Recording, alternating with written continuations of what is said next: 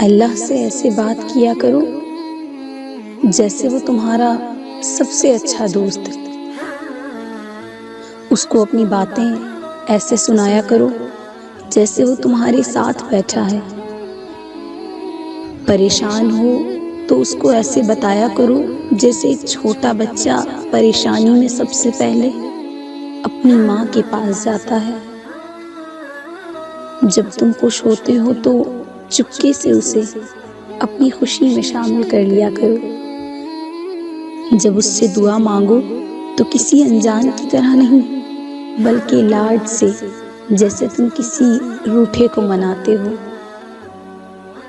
ऐसा नहीं है कि वो ला इल्म है, वो बस तुमसे सुनना चाहता है, तुम्हारी तड़प देखना चाहता है, तुम्हारी ज़बान से, तुम्हारे दिल से।